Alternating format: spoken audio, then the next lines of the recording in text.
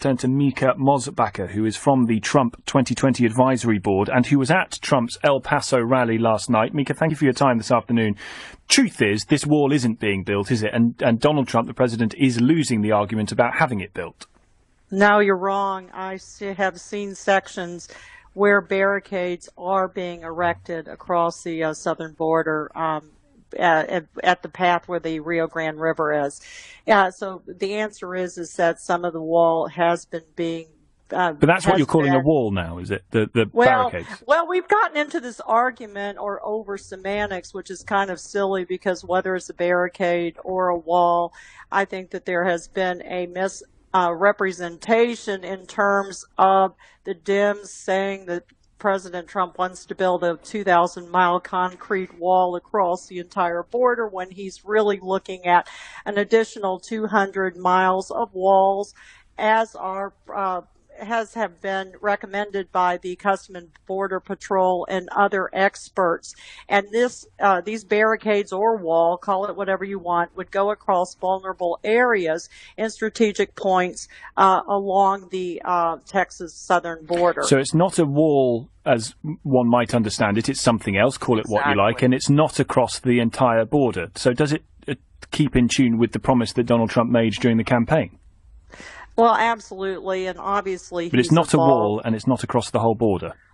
Correct, and he has. And it's still managing to fit into the campaign promise he made. Absolutely, because what he promised to do was to protect the American people, and he took an oath to do so.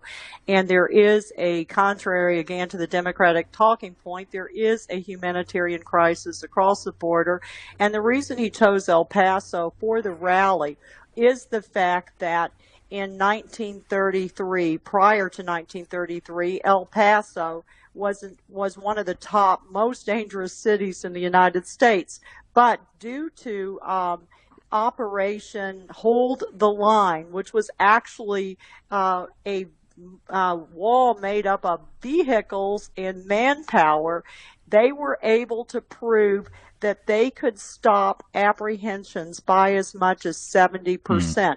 So after that, the Secure Border Fence Act was passed in 2006, and they built this wall. That's why El Paso is safer now, as Beto claims. Well, but he has not talked about the origin of why the city is so safe. Let me just ask you, while I've just got you, Mica, before we run out of time, let me just ask you about, you talk about protecting people. What about the journalist at the rally at El Paso who was set upon by Trump supporters after having spent, and I've been to a Trump rally myself, so I know it happens, quite a lot of time being whipped up into a frenzy to turn against the fake news media? No, he wasn't whipped up in a frenzy, and from what I understand, he was apparently intoxicated, and President Trump stopped his speech and looked over to check on the cameraman to make sure he was okay. And if you'll recall, he gave the thumbs up sign that the cameraman was okay. But you don't think this has anything to do with the rhetoric about the fake news media and bringing them down? No, we've had, our rallies do have protesters, but they are very peaceful. I've been to many, and they're often family and children